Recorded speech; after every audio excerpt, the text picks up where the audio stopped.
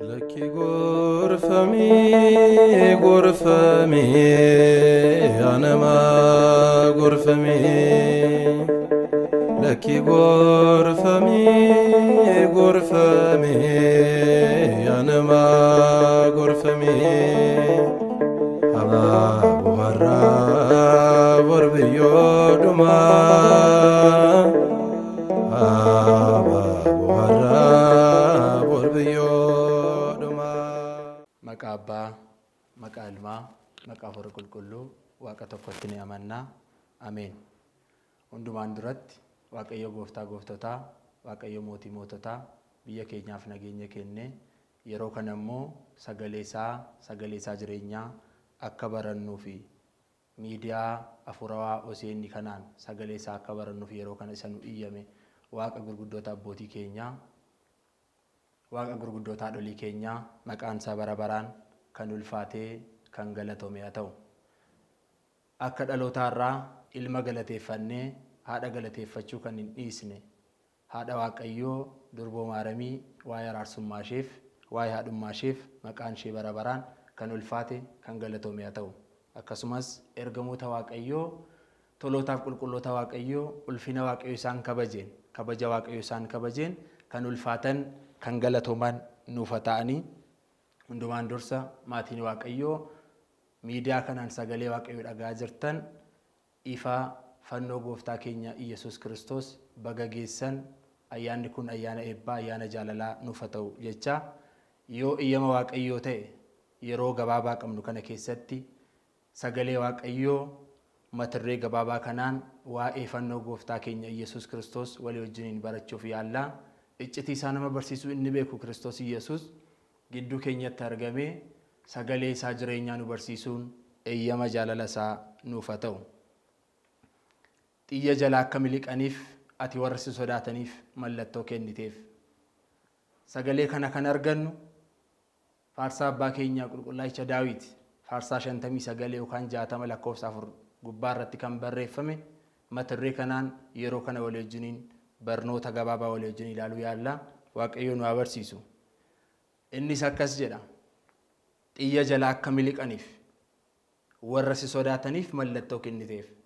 Kaayyoon barumsa kanaa Waaqayyoon warri sodaatan, gargaarsa Waaqayyoo warri abdatan, humna Waaqayyoo warri abdii godhatanii warri ba'an warri galan xiyya daabiloosiin isaanitti darbatamu jalaa akka oolaniif Waaqayyo mallattoo isaaniif akka kennu barumsa kana keessatti gabaabsinee ilaaluuf yaalla. Egaa guyyaa kaleessaa guyyaa damaraarraa kaanee guyyaa fannoo kana dabalataan miidiyaawwan adda addaadhaan manneen kiristaanaa keenyaan waa'ee fannoo gooftaa keenya Iyesuus Kiristoos waa'ee humna fannoo Iyesuus Kiristoos fannoon dhala namaa ilmaan kiristaanaaf maal akka fayyadu bu'aa maal akka buusu karaa adda addaatti ilaalaa jirra.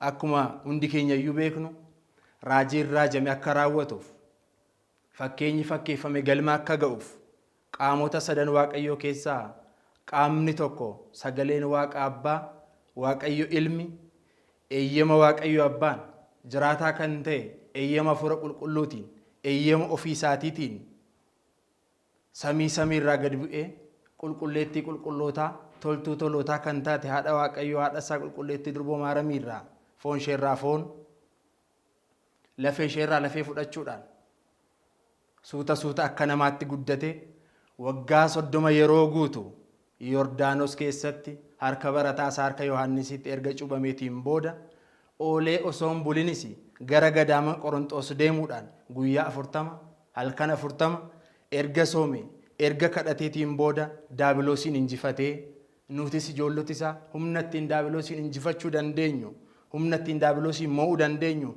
erga nuuf kennee booda ajaa'iba harka isaatiitiin hojii gurguddaa hojjetaa barnoota sagalee isaatiin barsiisaa addunyaa kana hundumaarra erga naanna'ee deddeebee barsiisaa tureen booda addunyaan hundumtu akka fayyuu fi addunyaa hundumaaf beenyaa akka ta'uu fi guyyaa gaafa jimaataa qaraanii irratti fannifame. Guyyaa gaafa jimaataa fayyuu ilmaan namaatiif qooda balleessaa isaa dhalli namaa kan adabamuun irra ture. Addaamiif sanyiin isaa qooda balleessaa isaanii murtii du'aa fudhachuun kan irra ture.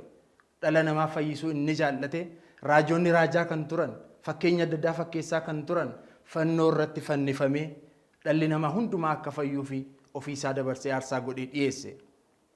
Namoonni Waaqayyoon namarraa adda baasuuf fannoo qopheessanii Waaqayyoo garuu addunyaan hundumtuu akka fayyuuf addunyaan kun hundumtuu du'a jala akka ooluuf namoonni hunduu gara isaatti akka deebi'aniif akkasumas namoota hundumaa walitti qabuuf guyyaa kana gara fannootti qaraanii irratti ol ba'e. Akkas jedha qulqullaa'aa Yohaannis abbaa wangeela Yohaannis boqonnaa 12 lakkoofsa 32 gubbaa irratti ani yemmuun lafarraa ol kaafamu nama hundumaa ofitti nan harkisa akkuma jedhe.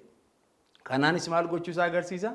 Du'a akkamii du'uuf akka jedhe mul'isuu isaati jedhe akka inni dubbate. Fannoorraa gaafa lafarraa ol fudhatame gaafa gara fannootti ol ba'e namni hundumtuu akka fayyuufi nama hundumaa du'arraa nan hambisa. Nama hundumtuu gara kootti hin dhufu. Nama hundumtuu gara kootti harkisuuf kana godha akka jedhe. Kanaanis maal gochuuf akka jedhe du'a akkamii du'uuf akka jedhe tuquuf jedhe qulqullaa'aa Yohaannis akka dubbate nama hundumaa fayyisuuf yeroo namoonni namaaf Waaqayyoon adda baasuuf kana godhan inni garuu nama hundumaa fayyisuudhaaf namoonni gara isaatti akka deebi'an gochuudhaaf akkasumas namoota hundumaa gara isaatti harkisuudhaaf akka godhe kitaaba qulqulluu irratti barreeffamee jira.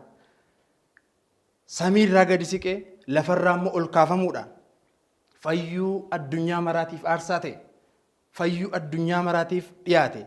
Ayhuudonni garuu Kiristoosii namarraa adda baasuuf fannoo qopheessan. Ajaa'iba harka isaatiin dhukkubsatoota foonii fayyisaa waan tureef, barumsa sagalee isaatiin dhukkubsatoota lubbuu fayyisaa waan tureef, Waaqa kana godheef garuu du'a qopheessanii. Namicha kana yoo fannisne malee muka fannootti geessine yoo ajjeesne malee hin boqonnu jedhanii. Ilaalaa saba Waaqayyoo dhala namaaf kan dhiyaate dhala namaa hundumtuu badiisaaf kan adabamuu irra tureef isa dhiyaateef garuu Ayhuudonni waan gaariif kan hin jaallanne waan gaariif kan hin gammanne Yesuus Kiristoos Waaqa waaqotaatiif fannoo qopheessanii akka inni fannifamu murteessanii. Addunyaan iddoo kanatti shawwadame, biyyi lafaa iddoo kanatti dogoggore, dhugaa fannisee dhugaa hidhee soba gadhiisu addunyaatti shaakale. Yesuus Kiristoosiin fannisee isa cubbamaa immoo baasu iddoo kanatti shaakale. Akkas godhan fannisnu malee haaraan galfannu jedhan.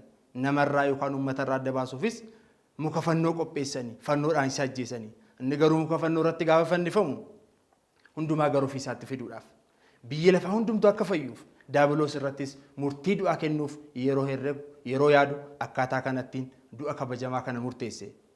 Hubadhaa saba Waaqayyoo samii irraa gadi siqee lafarraa immoo ol kaafamee giddu galeessa samii lafaa kana irratti fannifamuu isaatiin samii irra warra jiraatan qulqulloota, samii irra warra jiraatan ergamoota, jiraattota warra samii, nuun immoo lafarra kan jiraannu cubbamtoota warra lafaa kana dhiiga isaa fannoo irratti dhangalaaseen tokko nu taasise. Akka jedha qulqulluu abbaan keenya qulqulluu Phaawulos gara warra Qolosaayiisitti gaafa barreessu boqonnaa 1 lakkoofsa 19 gubbaatti Waaqayyo guutummaa waaqummaa isaatiin isa keessa jiraachuutti gammadeera. Waaqayyo wanta hundumaa karaa isaa ofitti araarsee dhiiga Kiristoos isa fannoo irratti dhangala'eenis lafa irrattis waaqa irrattis nagaa buuseera jedha. Lafa irrattis samii irrattis nagaa buuse dhiiga isaa dhangala'een jiraattota warra samii, jiraattota warra lafaa hunduma isaaniif nagaa kenne. Nagaa bara bara, nagaa waarawaa, nagaa hin saamamne, nagaa kana buuseera akka inni jedhe. Karaa ofii isaa ofitti nu araarse wayita jennus dhangala'ina dhiiga isaatiin ofii isaatii wajjin walitti nu araarse. Inni waaqa waan ta'eef ofii isaatti nu araarse. Gara ofii isaatiitti nu dabale. Ofii isaatii waaqummaa isaatiin ofii isaatii wajjin nuyiif isa gidduutti araara buuse jechuu keenyadha. Kan biraa fannoo irratti fannifamuu isaatiinis uummataaf Ayhuudota gidduutti garaagarummaa ture illee tokko godhe. Harka isaa mismaaraan gara bitaaf gara mirgaatti gaafa fannisu, gaafa diriirsu lola fannoo isaatiin ajjeesuudhaaf, lola fannoo isaatiin barbadeessuudhaaf, diinummaa fannoo isaatiin barbadeessuudhaaf fannoo kan jedhame mallattoo fannoo isaatii isa kana Addaamii fi Hewaan ijoollota isaatiif hundumaaf kabaja kan ta'e mallattoo fayyinaa bilisummaa keenya, mallattoo bilisummaa keenya daabiloosiif raayyaawwan isaa kan itti qaana'an nuti kan itti ulfina arganne kan itti kabajamne aarmaa injifannoo keenya alaabaa bilisummaa keenya mallattoo fannoo isaa isa baattannee deemnu isa yeroo hundumaa ba'uuf galuu keenya waan hundumaa yeroo raawwannu kan itti fayyadamnu isa kanadha. Fannoo kan biraa kan jedhamu dhiphina fannoo isaatiiti. dhala namaaf jecha dhiphina inni arge, gidiraan inni arge, du'a inni du'e hundumtuu fannoo jedhama. Barsiisa mana kiristaanaa keenyaan akkuma beeknu kitaaba qulqulluu irratti akka barreeffamee jiru qulqullaa abbaan keenya Phaawulos ergaa isaa gara warra Efesoonitti barreesse boqonnaa 2 lakkoofsa 14 gubbaatti Kiristoos nagaa keenya inni keenyan diinummaa isa gidduu ture diige warra Yihuudotas kan hin taaneef lamaanuu tokko godheera akka jedhe. Fannoo irratti du'uudhaanis gosa lamaanuu dhagna tokkotti Waaqayyotti araarsuu isaatiinis ofii isaatiin diinummaa balleesse akka jedhe. Lola ture, diinummaa ture balleesse. Diinummaa ture dhala namaa gidduu ture balleesse. Jiraattota samii qofaatti warri lafaa qofaatti kan ture garaagarummaa ture kan lola kana hin balleesse jedhe. Galanni ulfinni kabaja maqaa isaatiif haa ta'u. Diina kan jedhame daabiloosiif raayyaawwan isaa fannoo irratti du'uu isaatiin fannoo isaatiin injifatee gimbii lolaa dhala namaa gidduu jiru diige. Eeyyee dhugaadhumatti har'as gimbii sabaaf saba gidduu irratti gimbii lolaa ijaarame nuuf diigu ka'a. Gimbii addunyaa kanatti gimbii jimbiisaa ijaarame nuuf diigu ka'a. Gimbii addunyaa kanarratti jibbiinsaan obboleessaaf obboleessa gidduutti, maatiif maatii gidduutti, ollaaf ollaa gidduutti, biyyaaf biyya gidduutti ijaaramu Waaqayyo nu diiguun eeyyama jaalala isaa nuuf haa ta'u ka'a. Fannoo irratti fannifamuu isaatiin daabiloosiin injifate. Fannoo irratti fannifamuu isaatiin aangoo du'aa barbadeesse. Dukkana keessaa ifatti nu baase. Warra dukkana keessa turre gara ifaatti akka ba'an bilisummaa guddaa akka itti arganu du'a jireenyatti nu dabarse. Xalayaa du'aa nurra jiru burkuteesse. Xalayaa du'aa nurratti murtaa'ee jiru nurraa barbadeesse. Duraan Addaam garbicha daabiloos, Hewaan tajaajiltuu daabiloos jedhamee xalayaa nurratti barreeffamee jiru kana hundumaayyuu nurraa barbadeesse.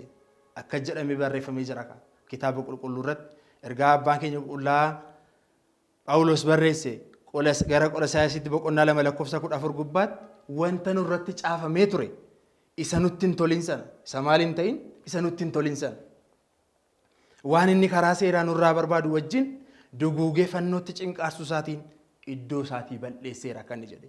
Fannoo sana irrattis Kiristoos warra qilleensarraa gooftummaa qaban warra humna qaban harka duwwaa isaan hambisee bakkeetti mul'isuudhaan salphisee isaan agarsiise jedhe. Galanni guddaan isaaf haa ta'u. Waggoota 5,500 guutuu warra humna qabantu ture. Warra gooftummaa qabantu ture samii kanaaf lafa kanarratti warra aboo qabantu ture. Dhala namaa dhiphisuudhaaf. Dhala namaa kana du'atti bituudhaaf. Lubbuu foon irraa adda baasuudhaan foon awwaalcha keessatti lubbuu si'ol keessatti bitanii akkasumas du'a lubbuutiin si'olitti hidhamuun gara si'ol deemuun du'a fooniitiin immoo awwaalcha keessatti hidhamuun anaaf isinirra ture. Du'a du'aatu nurra ture. Du'a du'aatu dhala namaa kana hundumaarra ture. Kana keessaa nu baasuun eenyumaaf hin danda'amne ture. Kana keessaa bilisa nu baasnee gara jireenyaatti nu dabarsuun eenyumaaf hin danda'amne ture. Ilmi Waaqayyoo Abbaa, ilmi Durboo Maariyaam, Iyesuus Kiristoos tawaayidoodhaan kabajamee garuu gara kanaatti gara ulfinaatti akka nu dhufnu jaalala isaa ta'e. Qorichi keenya Iyesuus Kiristoos guyyaa jimaataa fannoo irratti fannifame hojii daabiloos kana diige. Daabiloosiif raayyaawwan isaa haxaa'ee barbadeesse. Galanni guddaan isaaf haa ta'u. Kana qofaa miti. Ofii isaatii salphatee nuyi nu kabachiise. Ofii isaatii qullaatee nuyi kennaa ulfinaa nutti uwwise. Ofii isaatii madaa'ee nuyi nu fayyise. Ofii isaatii waraaname waraansa nurra jiru waraansa waraanamne nutti buqqise. Gonfoo qoraattii mataa isaatti keewwatama. Dhiiga isaarra ofii isaarra dhangalaasa gonfoo jireenyaa nutti kaa'uun eeyyama isaa ta'e. Gonfoo ulfinaa nutti kaa'uu jaallate. Fannoo gooftaa keenyaa Iyesuus Kiristoos haala kanaanitu kabajamaa ta'e. Duraan fannoon kakuu moofaa keessatti kan warri hamaa godhan irratti fannifaman, hattoonni kan irratti fannifaman kan akka kanaa ture. Eega Iyesuus Kiristoos dhala namaa fayyisuuf jedhee adeemsa dheeraa booddee gara raajii raajatame raawwachuuf fakkeenya fakkeeffame raawwachuuf eega inni fannoo irratti dhiiga isaa dhangalaasee booda garuu fannoon muka jireenyaa ta'e kan kabajaa ta'e aarmaa bilisummaa keenya mallattoo fayyina keenyaa nu ta'e. Kanaafis manni kiristaanaa maal jetti? Masqal haaline, masqal ciniine, masqal beezaane jetti. Fannoon humna keenya, humni keenya fannoo isaati. Kan nu jajjabeessu fannoo isaati. Fannoon isaa furaa keenyadha. Fannoon isaa fayyisaa lubbuu keenyaati. Warri Yihuudotaa isa ganu. Nuti garuu itti amanna. Warri itti amannu maal ta'an? Fannichaan ni fayyina. Ammas maal ta'aneerra? Fayyineerras jettee barsiisti manni kiristaanaa keenyaa saba Waaqayyoo. Fannoodhaan humnatu argama kaa. Fannoodhaan humnatu argama. warri jaaman ittiin akka argan, warri goophoon kan ittiin qajeelan, warri naafi kan ittiin adeeman, dhukkubsatoonni yeroo fayyan, du'oonni yeroo ittiin kaafaman, warri du'oonni yeroo irra kaawame fannoodhaan yeroo fayyan, Ayhuudonni duraan Yesuus Kiristoos barumsa isaatiif jecha kan jibban fannoon isaa ajaa'iba kana gaafa hojjetamu immoo deebi'anii fannoo Yesuus Kiristoosiif diinummaa godhatanii ilaalaa. Fannoo Yesuus Kiristoosiif diinummaa horatanii, diinummaa qabaatanii, fannoo Yesuus Kiristoosiif diina ta'anii, diinummaa yookaan jibbiinsa fannoo irraa kan ka'e fannoo gooftaa keenya Yesuus Kiristoos awwaaluuf murteessan. Labsii baasuudhaanis maal godhan? Bakka fannoon Yesuus Kiristoos awwaalame sana awwaalanii bakka sanatti immoo kosiin akka gatamu, wantoonni xuraaf jibbisiisaan akka gatamu labsii baasanii murteessan itti walii galanii. Namoonni fannoo gooftaa tuqanii qaqqabatanii waan fayyaniif, dhukkuba isaaniirraa waan fayyaniif, yaaddoo isaaniirraa waan bilisummaa argataniif hammeenya makanaa qopheessan. Waggaa 300 oliif fannoon gooftaa keenya Yesuus Kiristoos awwaalamee ture. Akkuma seenaan mana kiristaanaa keenyaa nutti himu, akkuma waa'ee dubbii fannoo irratti beeknu. Egaa adeemsa kan hundumaa booddee kiristaanota baay'eedhaaf waa'een fannoo gooftaa keenya awwaalamuu isaan dhiphise, isaan gidirse. Maaliif akkattaa kan jedhu waa'ee dhugaa kanaatiif kiristaanonni baay'een hin dhiphatan. Waa'ee argamiinsa fannoo gooftaa keenya Yesuus Kiristoos duukaa waa'ee mootittii guddoo kabajamtu mootittii Ileeniitu yaadatama. Guyyaa har'aa akkuma yeroo karaa adda addaa dhageenyu Qustantiniyaa keessa kan jiraataa turte mootittii Ileeniin waa'ee fannoo gooftaa keenya Yesuus Kiristoos gaafa ishee dhiphisu barbaacha fannoo gooftaa keenya Yesuus Kiristoosiif jecha Qustantiniyaadhaa kaatee gara Yerusaalemiin deemte. Sababiin isaa fannoo gooftaa Yesuus Kiristoos kanaan abdatte wareega guddaa wareegde waan baay'ee milkooftee waan beektuuf seenaan isaa dheeraadha. Gara qabiyyee keenyaatti gabaabsuuf jecha garuu gabaabsinee haasofna. Fannoo Yesuus Kiristoosii jaalala fannoo Yesuus Kiristoos akkamiin argachuu danda'a jettee adeemsa guddaa deemte. Baay'ees dhamaate. Namoota hedduu iyyaafatte. Oomaa odeeffannoo argachuu gaafa dadhabdu Waaqayyo ajaa'iba isaatiin maanguddoo kabajamaa tokko isheedhaaf kaasa. Maanguddoon kunis gara isheetti dhufee gaara akkamii irratti akka awwaalamee jiru iyyaafannaa isheetiin booda Kiraakoos namni jedhamu maanguddoon tokko ishee gorse. Gaarreen naannoo Yerusaalem jiraatan kana keessaa tokko irratti akka awwaalame seenaadhaan hin dubbatama isheedhaan jedhe. Seenaadhaan hin haasa'ama hin dubbatama. Kanaaf immoo karaa gabaabaa jedhee Waaqayyo hafuura qulqulluudhaan jirreen kanarra bulee innis nama kamiyyuu hin dhamaasin ofii keetis hin dhamahin damaraa walitti qabi. Damaraa kan jedhu jecha Gi'iziiti. Dammare aandaa darrage tokko godhe walitti dabale kan jedhu kana jechuu barbaadameeti. Mukeen jiidhaa gogaa walitti qabeetu walitti qabdee ixaanatti gootee aarri ixaanaa immoo gara samiitti gaafa ol ba'u fannoon gooftaa keenyaa Yesuus Kiristoos kan irra jirutti deebi'ee sagadee agarsiise. Galanni bara baraa uumaa keenyaaf haa ta'u. Amma hin argame. Bakki fannoon Yesuus Kiristoos jiru hin tilmaamame bakki isaan argamuu danda'e. Yoona kana fulbaana gaafa bultii 17 qonni isaa jalqabame. Fannoo Kiristoos Yesuus Kiristoosii barbaaduudhaan yeroo dheeraa booddee eega qotanii booddee Bitooteessa gaafa 10 fannoon gooftaa keenya Yesuus Kiristoos argame. Kana yaadachuudhaan har'as manni kiristaanaa keenya seenaa kana yaadatte fulbaana gaafa 16 damaraa seera damaraa kana raawwatti. Chibboo qopheessiteetu adeemsa manni kiristaanaa keenya dabarse waa'ee argamuu fannoo gooftaa kanaa kan karaa adda addaatiin dabarsiti. Sana yaadachuudhaaf seenaa sana karaa adda addaa kaafti. Nuyi har'agaa seenaa kana kaasuudhaanis fannoo gooftaa keenyaa Yesuus Kiristoos dhunganne of mallatteessine karaa adda addaa kabajaa oolla. Karaa adda addaa waa'ee fannoo gooftaa keenyaa Yesuus Kiristoosiin kaasaa oolla. Kadhannaa kamiinuu gaafa geggeessitu manni kiristaanaa keenya galgala irraa kaatee aga ganamaatti yeroo kamiyyuu qulqulluu eega jedhame booddee siraata waazeemaa yookaan kadhata galgalaa irrattis yeroo seera qulqulleessaa yookaan kadhata qiddaasee irrattis kadhata waadaa yookaan kadhata kidaanii irrattis fannoo utuun fayyadamin manni kiristaanaa keenyaa kan raawwatu tokkoyyuu hin qabdu. Tokkoyyuu kan agarsiistu hin qabdu. Fannoo fayyadamtee waan hundumaa raawwatti. Kana akka qulqullaayichi abbaan keenya Daawit jedhe faarsaa 59 lakkoofsa 4 gubbaa irratti yookaan 60 lakkoofsa 4 gubbaa irratti xiyya jalaa akka miliqaniif warri sodaataniif mallattoo kennite akka inni jedhe. Mallattoo kana fayyadamte kadhannaa hundumaa geggeessiti. Mallattoo kana fayyadamtee kadhannaa hundumaa raawwatti. Waa'ee fannoo kana gaafa kaasnu garuu fannoo Yesuus Kiristoos kana gaafa kaasnu garuu namoota baay'eetti akka malee kan hiikkatan hin jiru. Maarree qulqullaa Phaawulos akkuma jedhe ergaa isaa gara warra Qorontositti erge isa duraa boqonnaa 1:18 gubbaatti waa'een fannoo warra badanii fi gowwummaadha. Nuyiif garuu humna Waaqayyooti akka jedhe. Jechi fannoo warra badaniif gowwummaa. Nuyiif garuu humna Waaqayyooti jedhe. Eeyyee kiristaanotni warri tawaahidootti amannu humna Waaqayyooti. Fannoon humnadha. Humnatu ittiin argama. Humna keenya fayyisaa lubbuu keenyaati. Alaabaa bilisummaa keenyaati jettee manni kiristaanaa keenyaa waa'ee fannoo akka ittiin dubbatti. Egaa kana jennee baay'een har'a mallattoo isaas kan jibban jiru, ergama isaas kan jibban jiru. Fannoo gooftaa keenyaa Yesuus Kiristoos mallattoo isaas kan hin fudhanne jiru, ergama isaas kan morman jiru. Fannoon mallattoon isaa kan arginu kanaa fi ergama of danda'as qaba.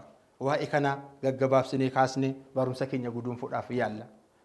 Akkuma kitaaba qulqulluu irratti barreeffamee jiru, abbaan keenya qulqullaa'oo Phaawulosiin kan barreesse ergaa isaa gara Filiphisiyoositti boqonnaa 3:18 gubbaa irratti baay'een fannoo Kiristoosiif diina ta'anii deddeebi'u. Waa'ee isaanii yeroo baay'een isinitti hime, amma garuu bu'aan isinitti himaa jedhe. Dhumi isaanii badiisa. Garaan isaanii waaqa isaanii, yaadi isaaniis kan lafarraati akkuma inni jedhe. Nuyi garuu baay'een fannoo Kiristoosiif diina ta'anii yoo deddeebi'anis mallattoo isaatiifis ergama isaatiifis ilmaan tawaahidoo garuu fannoo Kiristoosiif baay'een diina ta'anii yoo deddeebi'anis nuyi garuu fannoo Kiristoos kabaja akka qabu, bu'aa akka buusu itti dhimma baana, itti fayyadamna, akka nu fayyadu beenneetu itti maayii baana, itti dhimma baana.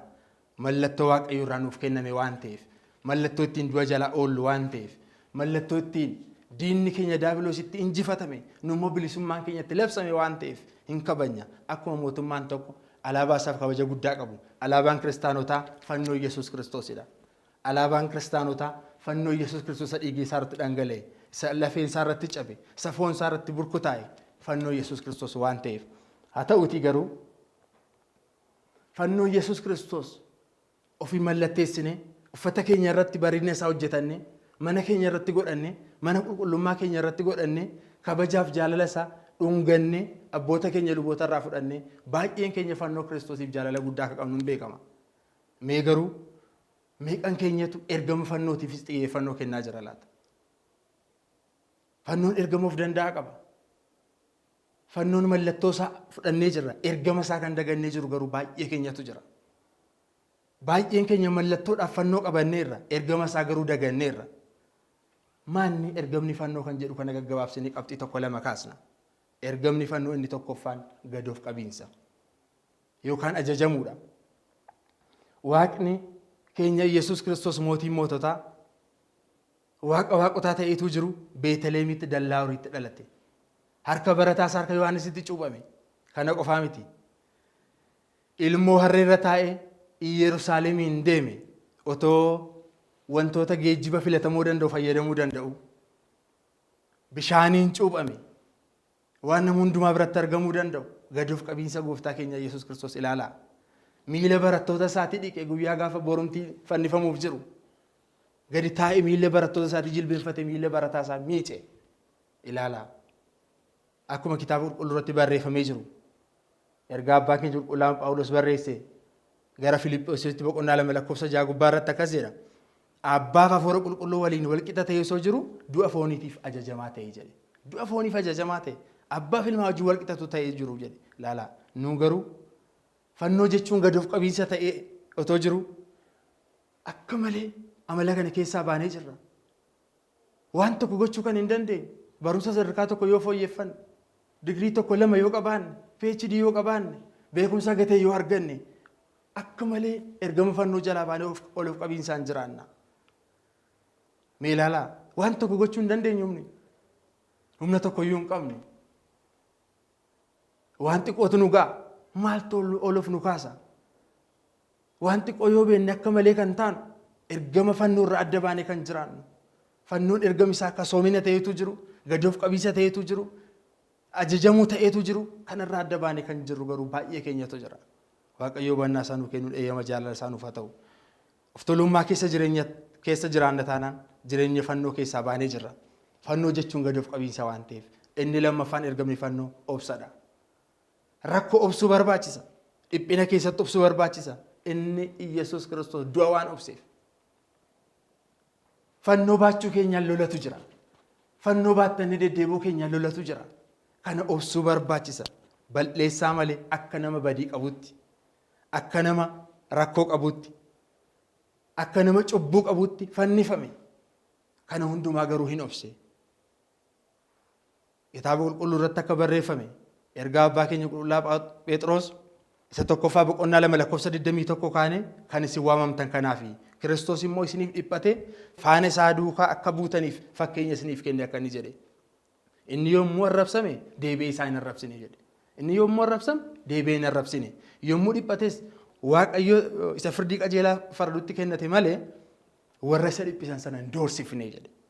Nuyi cubbuu jalaa duune qajeelinaan akka jiraannuufis gara kanatti nu waame jedhe. Qajeelinaan akka jiraannu Waaqayyo nu gargaaru. Kanaaf rakkoo keessatti obsaa. Gidiraa keessatti obsaa. Kiristaanummaan adeemsa fannoo irraati. Kiristaanummaan jireenya fannoo irraati. Akkasumatti qormaatatu jira fannoo baachuudhaaf. Lolatu jira fannoo sirratti ilaalee hafuurri hamaan namarra buufatee kan si lolu baay'eedha. Tarii daandii keenya irratti wanti qoyyoo nu mudate ani lammaffatee akkasiin godhu gara mana kiristaanaa iyyuu hin deemu lammaffatiin soomu hin sagadu hin kadhadhu jennee gungumna taanaan waa'een fannoo nu hin galle. Waa'een fannoo baachuu nu hin galle akkas taanaan akkuma jaalala fannoo qabnu sana ergama isaatiifis fannoo gaafan baadhee rakkinni kun jira jennee amannu kiristaanotaa. Fannoo gaafan baadhee qorumsi kun jira jennee amannu kiristaanotaa. Kiristaanummaan jireenya fannoo waan ta'eef rakkina obsaa. Abdii guddaa waan fuula keessan dura jiruuf abbaan keenya qulqullaan Phaawulos akkas jedhamti. Ergaa isaa gara Roomaatti barreesse boqonnaa 12:12 gubbaa. Abdii qabdan itti gammadaa Waaqayyoon kadhachuuttis cimaa jedha. Rakkina immoo obsaa jedha. Kanaaf obsaa kiristaanotaa. Waaqayyo obsaan akka deddeebinu hundumaa keenya nu gargaaru. Inni kan biraan inni sadaffaan dhiifama gochuudha. Namoonni tokko tokko kanarraa faallaa yeroo deddeebinu argina. Ergamni fannoo inni tokko garuu maal dhiifama gochuudha. Yaa abbaa koo waan godhan hin beekanii isaaniif dhiisi jedhe. Waan godhan hin beekanii. Silaa waan godhaa jirru hin beennu nuuf dhiisi jechuun kan isaan irra ture. Inni garuu maal jedhe? Yaa abbaa koo waan godhan hin beekanii isaaniif dhiisi jedhe. Gooftaan keenya Iyyasuus Kiristoos. Daaqonichi jalqabaa Isxifaanos akkas jedheera bara. Waan godhaa jiran hin beekan yaa abbaa isaaniif dhiisi jedhe. Daaqonii dhugaa warra sajjeesaniif jaalala kan kadhatu. Warra isa dhagaan isa miidhaa jiraniif araara kan kadhatu, dhiifama kan kadhatu. Akkas jedhee waa isaaniitiif nageenya kadhate. Kiristaanummaan otoo miidhamtu dhiifama gochuudha. Otoo du'i isirra ga'aa jiru Waaqayyo isaaniif dhiisi jettee diinaaf kadhachuudha. Fira qofaa miti diina keef kadhachuudha. Kanaaf fannoo baachaa fira kee caalaa diina keef iyyuu akka kadhattu waan si giddisiisu waan nu dirqamsiisuuf. Fannoo baachuun nama hundumaaf akka dhimminu waan nu dirqamsiisuuf jireenya fannoo duukaa jaalala fannoo duukaa ergama fannoo kana geenye akka jiraannu Waaqayyo nu gargaaru. Inni kan biraan fannoo baachuun ergamni isaa cubbuudhaaf du'anii qulqullummaaf jiraachuudha. Ergaa abbaa keenya qulqullaa Phexros isa duraa boqonnaa 2:24 gubbaatti cubbuu jalaa duunee qulqullummaaf akka jiraannuuf maal jalaa duunee cubbuu jalaa duunee qulqullummaaf akka jiraannuuf cubbuu dhaga'uu diduu jireenya cubbuu jibbuudha. Fannoo baachuun kiristaanotaa ergamni fannoo kanadha. Hiyyeessa miidhaa, dhugnee machaa'aa, murtii jal'isaa, hammeenya godhaa, soba dubbachaa fannoo Yesuus Kiristoos baanne hammam akka ulfaatu ilaalaa. Baay'een keenya cubbuudhaaf jiraannee qulqullummaaf duunee jirra. Faallaa nuti ta'ee jira. Kan ta'uun irra ture cubbuudhaaf duunee qulqullummaaf jiraachuu ta'eetu jiru. Nuun garuu baay'een keenya cubbuudhaaf jiraanneerra. Qulqullummaadhaaf immoo duuneerra. Waaqayyo jireenya akkasii keessaa hundumaa keenya nu haa baasu. Maaloo fannoo yommuu kabajnu gufuu fannoo taanee kan kabajneef gufuu fannoo taanee kan deddeebineef jabaannee kadhachuun gaariidha. Jabaannee deddeebi'uun gaariidha. Inni kan biraan jaalala. Mallattoo fannoo gaafa qabannu ergamni fannoo immoo jaalala ta'uusaa beekuun gaariidha. Nama jaalalaan hin jiraanne taane jaalala fannoo qabna jechuun waan hin danda'amneef. Sababni isaa jechi fannoo guutummaan isaa jaalala. Ergamni fannoo guutummaan isaa jaalala wanta ta'eef Abbaan keenya qulqulluu Phaawulos ergaa isaa gara Roomeetti erge boqonnaa 5:8 gubbaarratti nuun cubbamtoota taaneessuu jirru Kiristoos nuuf du'uu isaatiin hammam akka nu jaallatu agarsiisee jedhe. Nuuf kan hin malle nuuf godhe kaa. Isayyuu cubbuu kan hin qabnetu cubbamtootaaf du'e. Hammam akka nu jaallatu waan agarsiiseef jaalalli karaa baay'een ibsama. Kennaadhaan ibsama. Of kennuudhaan ibsama. Aarsaadhaan ibsama. Karaa adda addaa ibsuun hin dandeenye. Waaqni keenya garuu kan bakka hin bu'amne nuyi cubbamoota kanaaf lubbuu isaa kenne. Lubbuu bakka bu'iinsa hin qabneen anaaf isiniif kenne. Nuuf garuu hammam jaalala waliif qabna. Jaalala addunyaarraa dhibuu miti rakkina kan ta'e har'a. Ergamni fannoo hammam lafa ga'ee jira ree. Fannoo ergama malee qabachuun hin danda'amu. Fannoo ergama malee baachuun hin danda'amu. Jireenya fannootti milkaa'uudhaaf fannoo Yesuus Kiristoos ergama isaatii yoo baanne kiristaanummaan milkaa'a. Kiristaanummaa keessa jirru kana milkeessuudhaaf fannoo baattanii akkuma jirtan ergama fannoon barbaadu wajjin baadhaa. Jireenya keenyatti akka milkoofnu. Waa'ee seenaa fannoo gaafa kaafnu har'a jaalalaan hin jirru taanaan haaloo baannee jirra taanaan akkasumaan dadhabaa jirra kiristaanotaa. Waaqayyoon hundumaa keenya nu haa gargaaru. Warra nu jaallataniif qofa miti. Warra nu jibbaniif illee jaalala qabaachuu barbaachisa. Garuu nuyi jireenya keenya ilaalaa. Waa'ee warra nu jibbanii dhiisaa.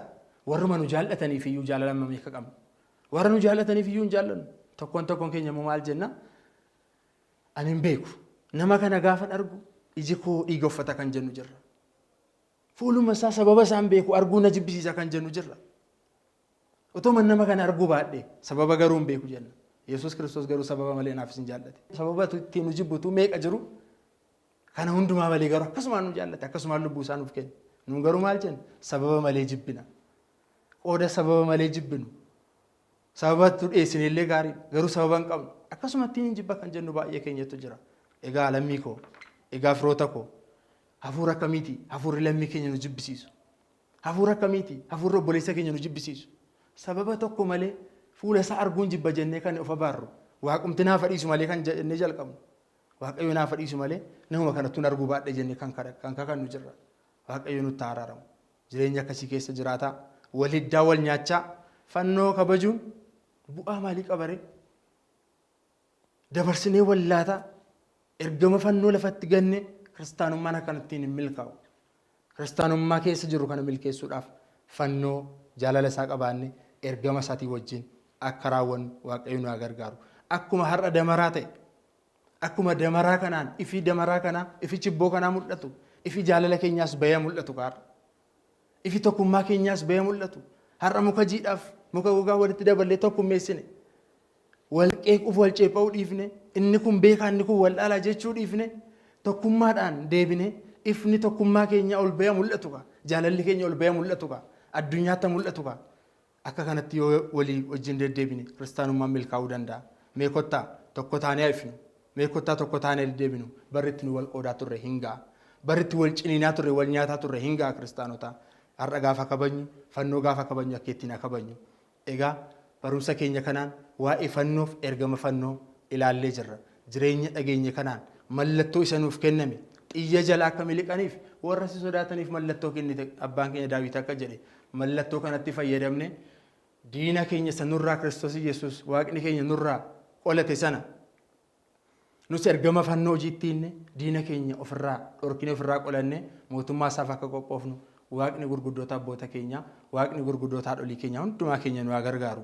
Ayyaana kana ayyaana eebbaa, ayyaana jaalala, ayyaana milkaa'insaa Waaqni abboota keenyaa nuuf haa godhu. Kadhannaa isheen kan nama daganne haadhi Waaqayyo durba maarami kadhannaa ishee surraa isheef suga isheen nu wajjin haa taatu kadhannaan qulqulloota tolootaa hunda keenya irraa bulu Waaqayyo nu haa tursu. Wasbaata ለእግዚአብሔር ለኪ ጎርፈሚ ጎርፈሚ አነማ ጎርፈሚ ለኪ ጎርፈሚ ጎርፈሚ አነማ ጎርፈሚ አባ ቡሃራ ቦርብዮ ዱማ